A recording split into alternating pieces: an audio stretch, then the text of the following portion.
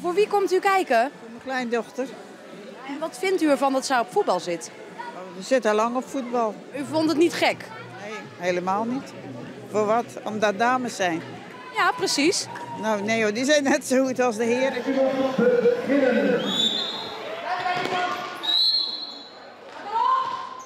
Er wordt nog altijd lacherig gedaan over vrouwen en voetbal. En dan natuurlijk vooral door de mannen.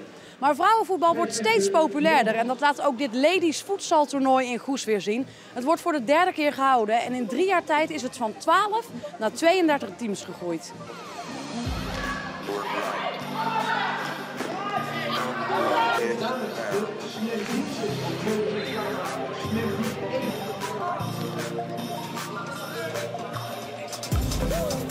Het is in 3 jaar tijd van 12 naar 32 teams gegroeid. Hoe kun je dat grote succes verklaren?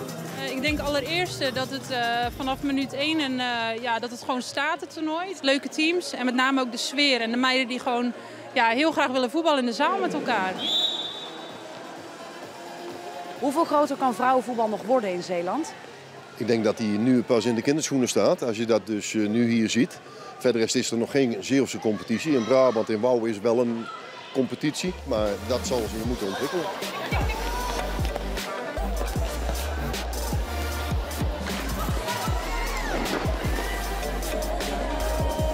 Maar wie komt u kijken? Ik kom naar Team Goes kijken.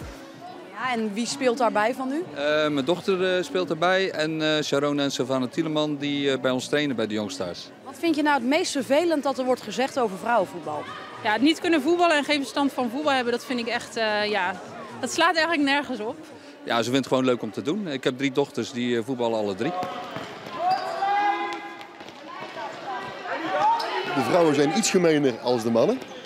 De mannen zijn wat dat betreft nogal een keer overdreven en de vrouwen zijn meer directer. Dus de mannen hebben meer last van aanstelleritis? Dat klopt ongeveer, ja. Opzichtelijk van auw en zeer roepen en dat zie je niet direct bij de vrouwen. Die zijn wat dat betreft iets harder dan de mannen. Ik geniet van alle dameswedstrijden die er zijn. Of het nou recreatief is of prestatiegericht.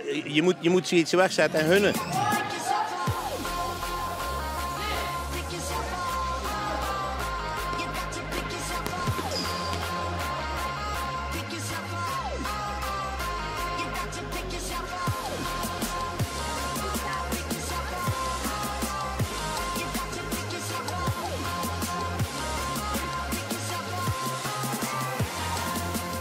Hoort u wel eens van andere mensen vooroordelen over vrouwen in het voetbal?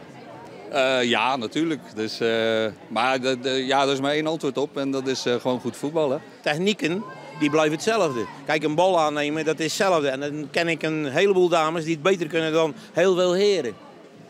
Nou, ik had een broer die voetbalde en dan ga je automatisch mee. En vader en moeder die in de voetbal zaten in hoek. En dan, dat is gewoon een leuk spelletje. Ja. Ben je inmiddels ook beter dan je broer? Ja, want die is gestopt.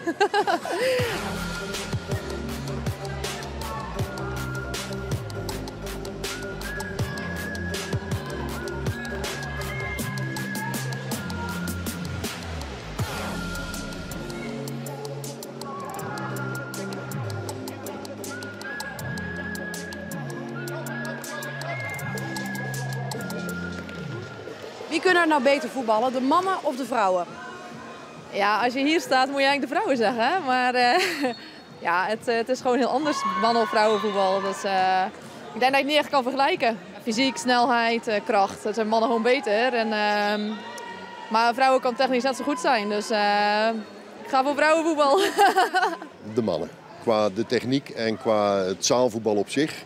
Dan, afhankelijk van het niveau natuurlijk ook, maar dan zie je toch een verschil tussen man en vrouw. Waar staat het vrouwenvoetbal over pak een beetje 10 jaar, denkt u?